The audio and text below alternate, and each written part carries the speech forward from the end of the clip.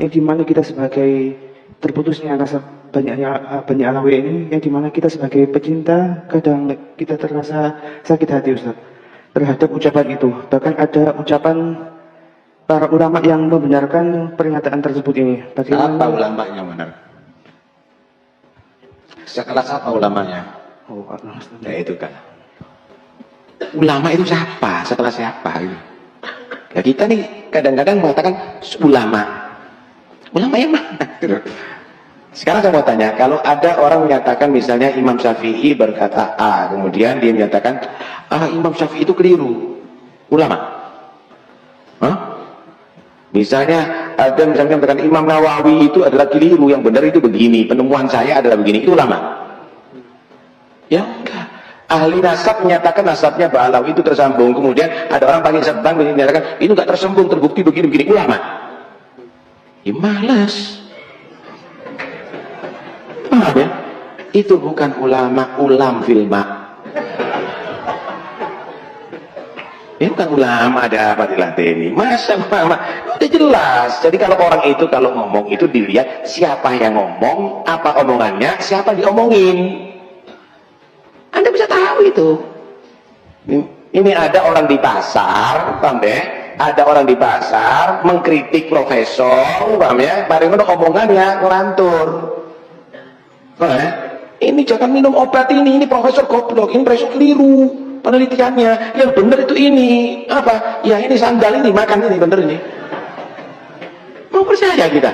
Wah ini hebat ini, berarti lebih hebat daripada profesor. Ya monggo aja kalau Anda mau ikuti itu. Udahlah nggak usah dibahas.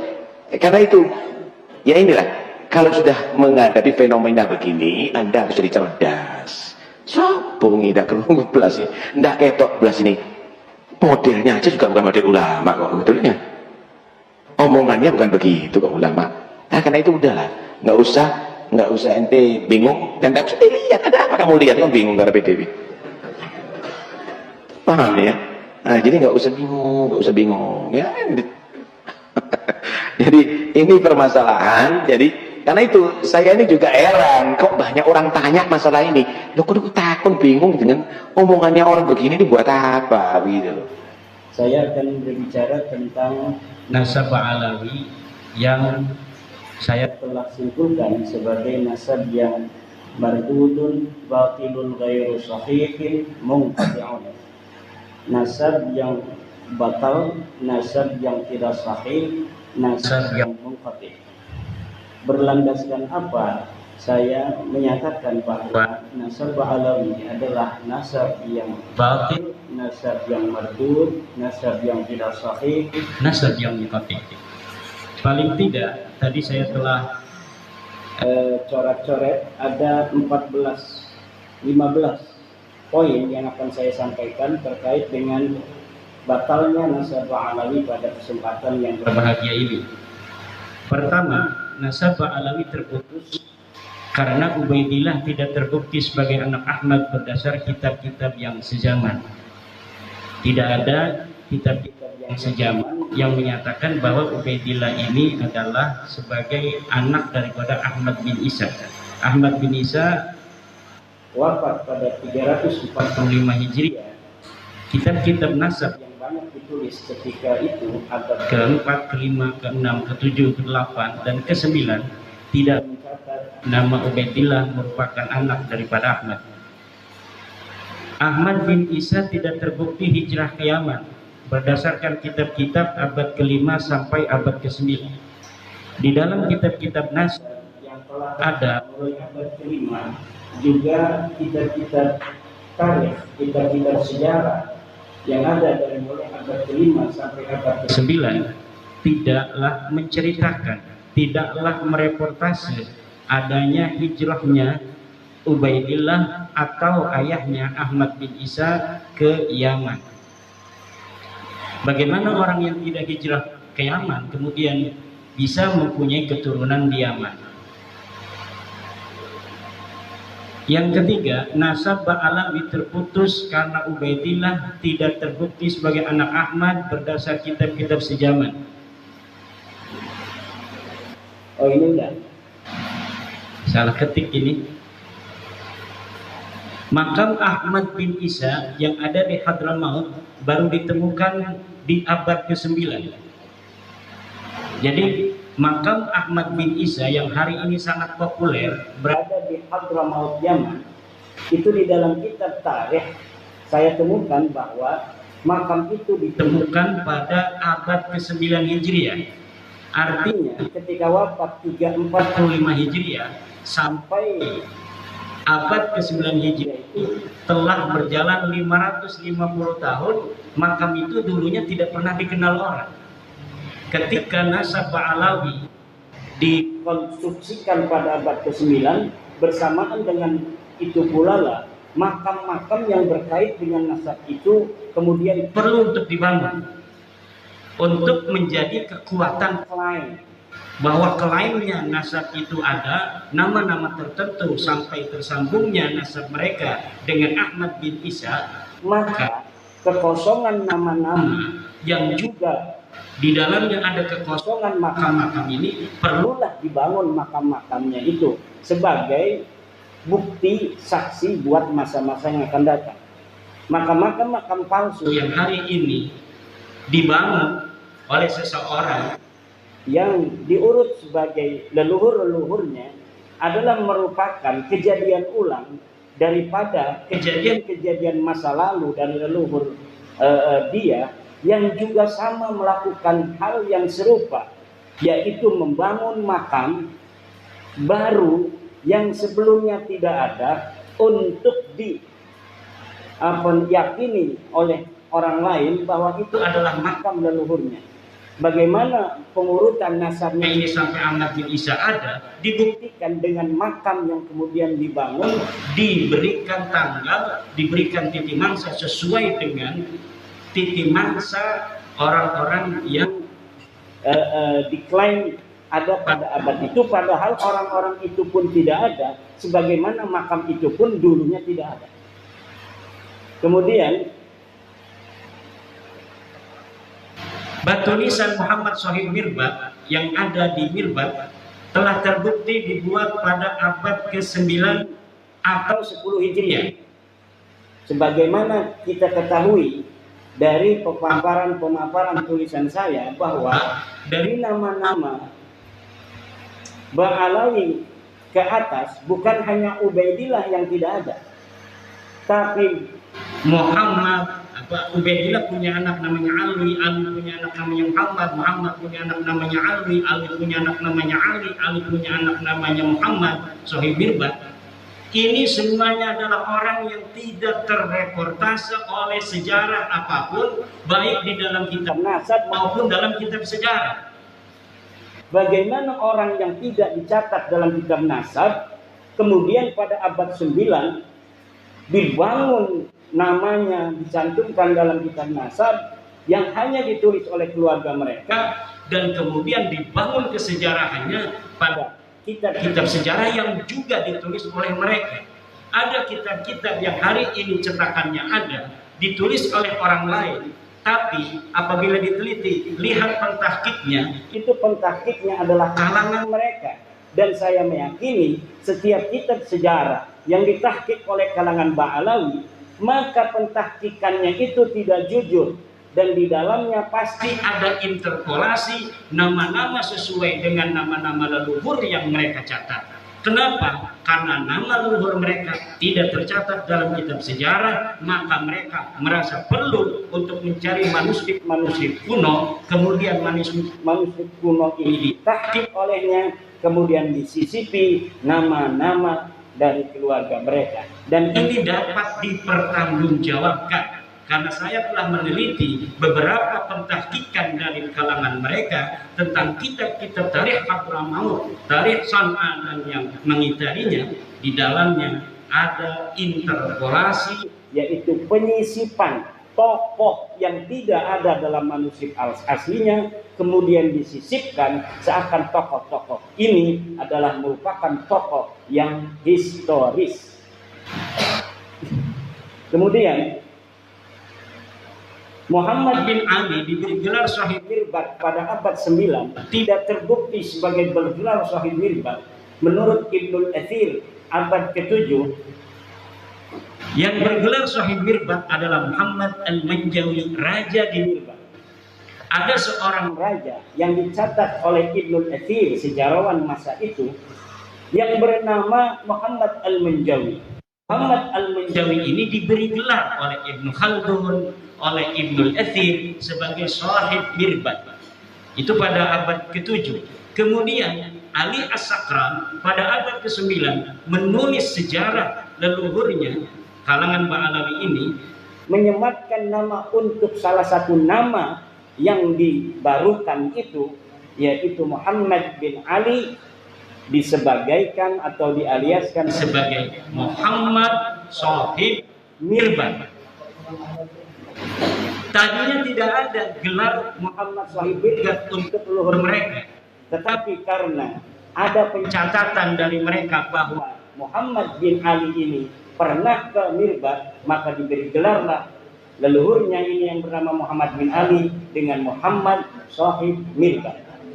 Saya telah membaca kitab-kitab yang berkaitan dengan sejarah Mirbat dan sejarah Dhifar, serta ulama-ulama yang hidup pada sejaman dengan Muhammad bin Ali dalam tanda kutip Sahib Mirbat ini. Sama sekali tidak ada yang mencatat di samping kanan dan kirinya seorang ulama bernama Muhammad bin Ali yang digelari kemudian pada abad 9 dengan Sahib Mirbat dari kalangan Ba'alawi. Orang ini bukan hanya tidak bergelar Sahib Mirbat, tetapi juga kehistorisannya sangat dipertanyakan. Bahkan saya berani mengatakan itu adalah fiktif. Orang ini fiktif, tidak ada di Dhifar, tidak ada di Hadramaut, bahkan mungkin tidak ada di dunia acak. Seorang yang bernama Muhammad bin Ali. Lalu bagaimana mereka punya leluhur? Ya jelas mereka punya leluhur. Lalu leluhurnya siapa? Ya saya tidak tahu. Apakah namanya Muhammad bin Ali? Ya bisa jadi. Tapi yang jelas bukan Muhammad bin Ali yang hari ini kita kenal kesejarahannya sedemikian itu. Lalu bagaimana kok bisa begitu banyak kitab-kitab yang mencatat kesejarahannya hari ini? Bisa ratusan kitab tentang Sahib Mirbat. Bahkan orang Mirbat sendiri hari ini, sejarawan Mirbat, lihat apabila mereka menceritakan tentang Sahib Mirbat, mereka belum sadar kalau mereka mencatat nama seorang yang tidak ada pada zamannya. Hebatnya ini Muhammad Sahib Mirbat. Dan saya kalau dipertemukan dengan sejarawan Mirbat, sejarawan Dhifar, saya yakin orang Dhifar dan orang Mirbat sejarawannya itu akan langsung sadar kalau sudah bertemu dengan saya.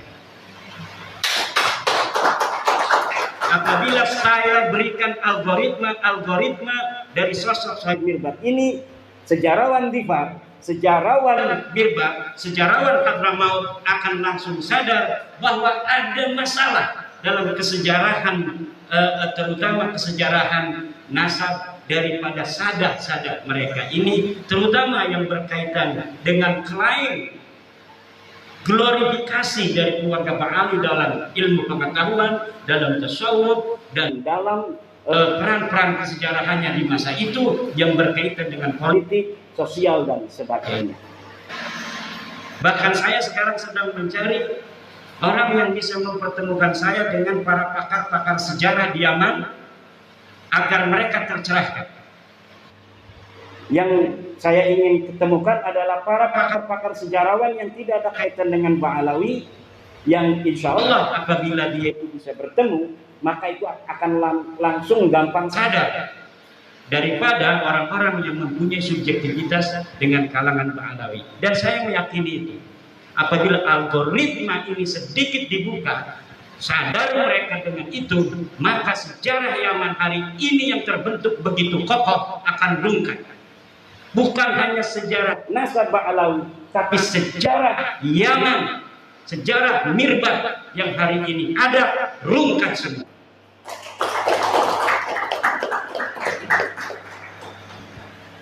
Kemudian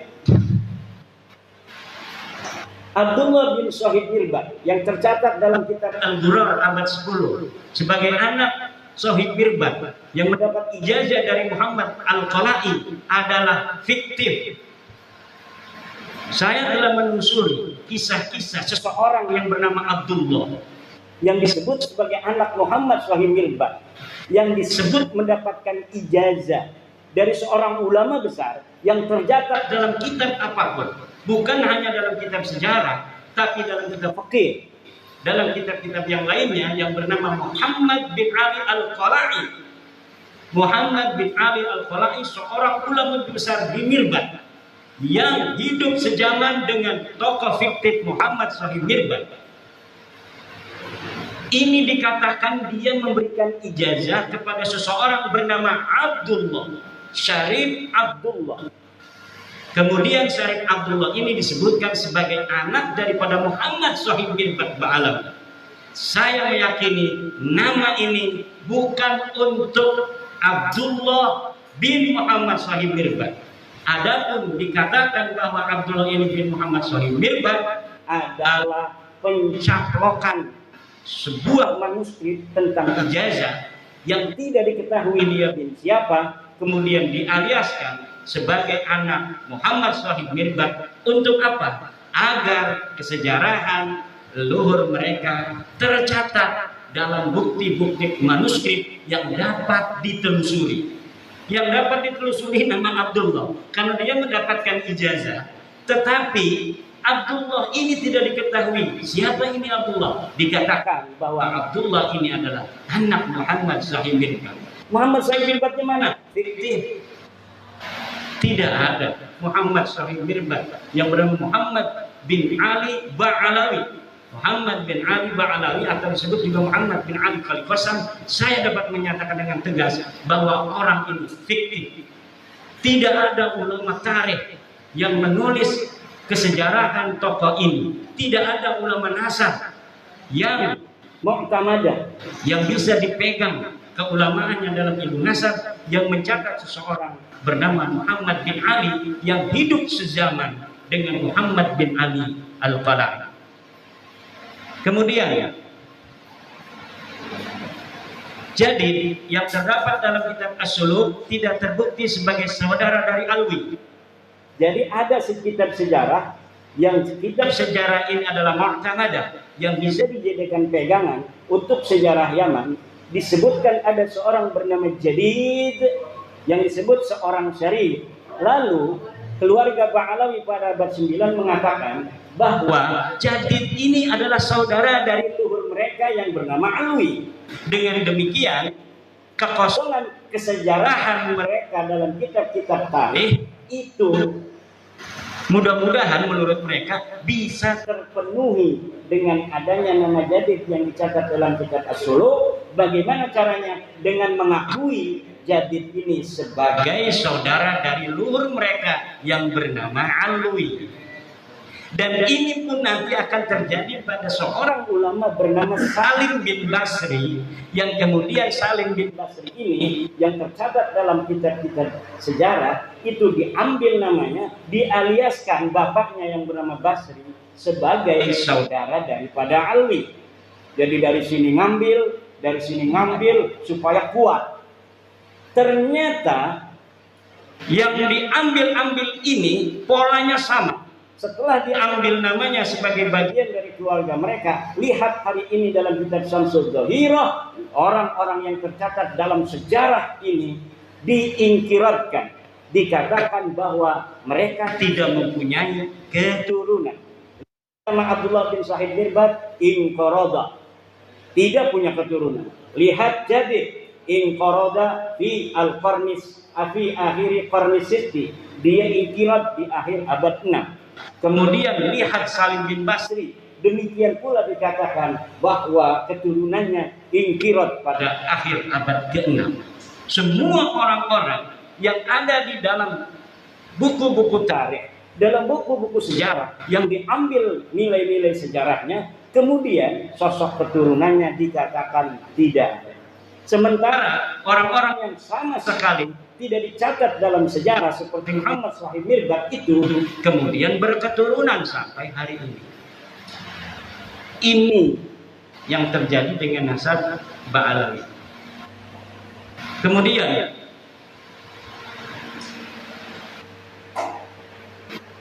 kitab Tarikh Sambal ada sebuah kitab namanya Kitab Tarikh Sambal pada abad ke-10. Ini mencatat nama Faqih Muqaddam. Menurut peneliti sejarah dan geografi Hadramaut yang bernama Profesor Hussein Saleh bin Isa bin Umar bin Salman, kitab itu menurut beliau adalah kitab jiplakan dari kitab Ibnu Hisan. Nah, kitab yang ada di abad-abad sebelumnya diambil kemudian dijiplak, tidak di atas namakan Ibnu Hisan, tapi di atas namakan orang yang berada di abad 10 yang bernama Syekh Sambal Ba'alawi, tetapi kemudian isinya ditambah. Jadi ini ada pola baru. Kalau pola-pola yang dulu saya temukan, manuskrip dicari, kemudian manuskripnya ditulis, setelah manuskripnya restorasi, kemudian disisipkan nama-nama yang tidak ada di dalam manuskrip asli untuk dicetak, sehingga nama yang tidak ada ini menjadi ada, dan kemudian dianggap sebagai apa yang ada dalam manuskrip aslinya. Nah, tetapi yang baru ini yaitu kitab Tarikh Sambal, manuskrip Ibnu Hisan, Tarikh Ibnu Hisan ditemukan, tapi tidak ditahqiq, malah kemudian diambil beberapa lembar, kemudian disusun sedemikian rupa seakan-akan ini adalah karyanya, dimasukkan nama-nama Ba'alawi, kemudian diberikan nama atau pengarang Syekh Sambal. Jangankan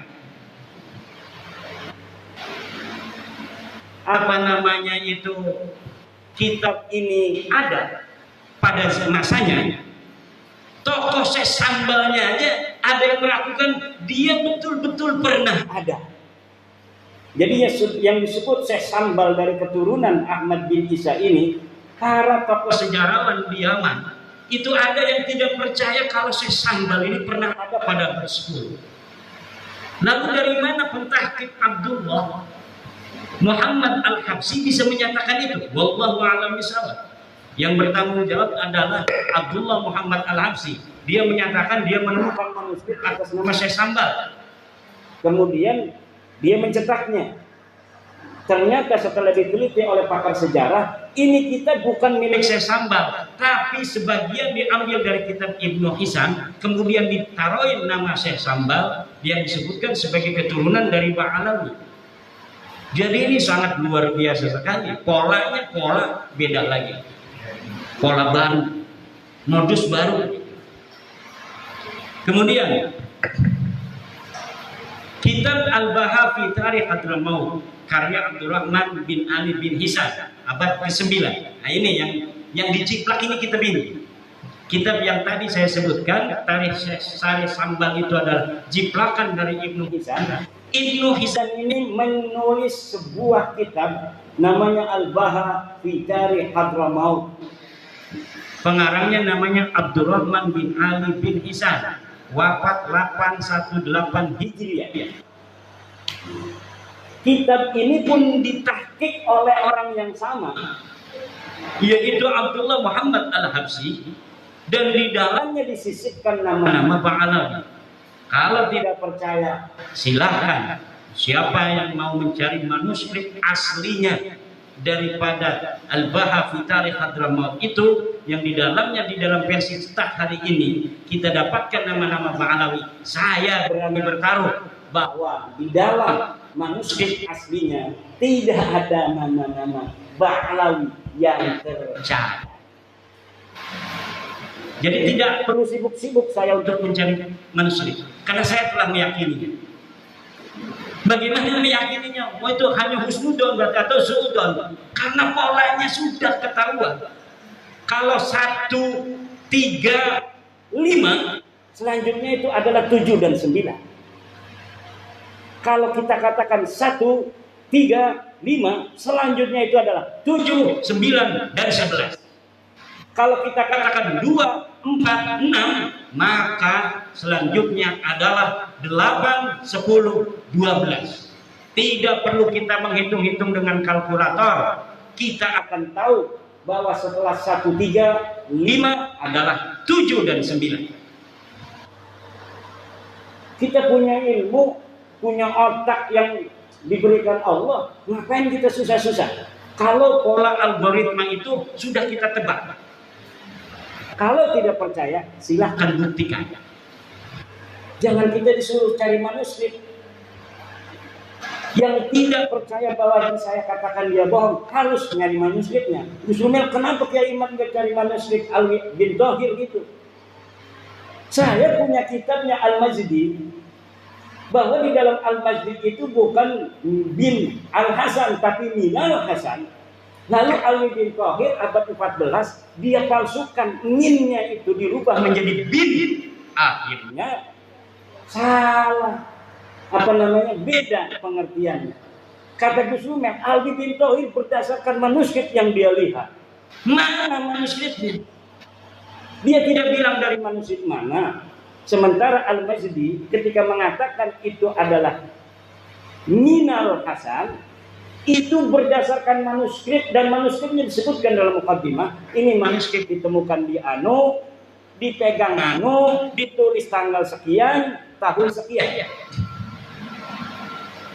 Uqudul Almas itu ditulis abad ke-14 tanpa manuskrip. Katanya mengaku melihat manuskrip, tanpa menyebutkan manuskripnya ada di mana, ditulis oleh siapa dan tahun berapa. Sementara Uqudul Almas ini, Al-Majdi, ketika salinannya itu dicetak menjadi sebuah kitab, menyebutkan bahwa salinannya ditulis pada abad ke-12. Salinannya sekarang ada di perpustakaan Anu, ditulis oleh Mang Anu. Lalu sesuatu yang berdasarkan alamat yang jelas melawan sesuatu di abad 14 yang tidak punya alamat sama sekali, mana yang menang dan mana yang harus dipertanggung jawab? Ini yang terjadi.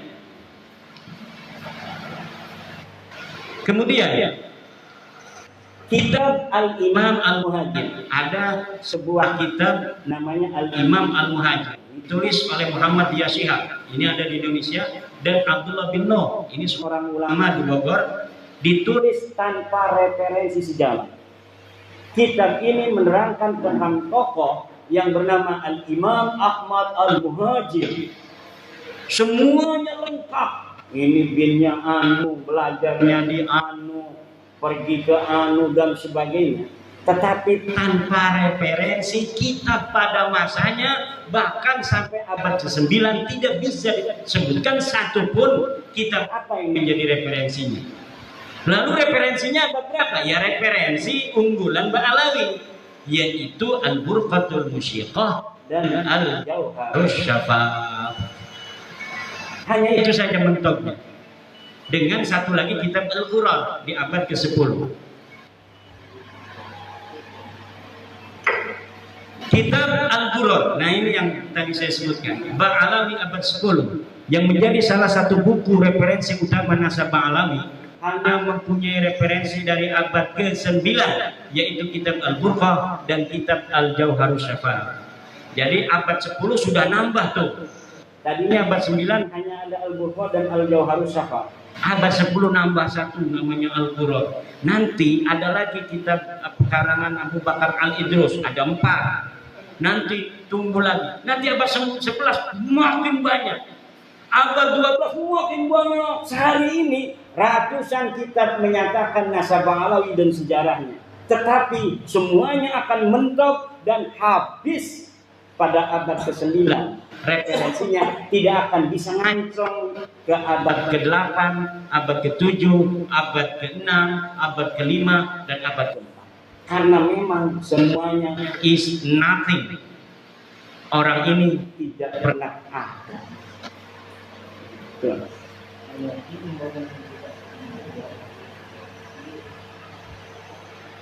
Dan mungkin itu saja poin-poin karena waktunya sudah lebih dari 10 menit. Tentang Bani Jawi sedikit. Bani Jawi ini adalah Bani Melayu. Orang-orang Melayu hari ini adalah Bani Jawi. Bani Jawi ini, jangan kita mencari Bani Jawi ini asalnya dari mana. Bahkan Bani Jawi ini ternyata adalah orang-orang yang telah terdeteksi 4.000 tahun sebelum Masehi, kesejarahannya itu bisa dideteksi di Yordania. Di Yordania ada sebuah kampung Jawa 4.000 tahun sebelum Masehi. Kemudian di Mesir itu ditemukan kapur barus. Ketika Fir'aun itu berapa tahun? 6.000 tahun membangun piramid-piramid itu ditemukan bekas-bekas kapur barus yang asli dari Jawa, dari Melayu. Banyak sisa-sisa yang bisa ditemukan di dunia. Di Jepang misalnya itu ditemukan keris Jawa di masa purba. Berarti sebelum Indonesia hari ini merasa sebagai bangsa Buddha, bangsa yang pada bangsa asing, pada endoro-endoro, dulu leluhur kita ini adalah Bani Jawi yang luar biasa. Kesejarahannya bisa dideteksi bukan hanya dari 1 Masehi, bahkan dari 4.000 dan 6.000 sebelum Masehi.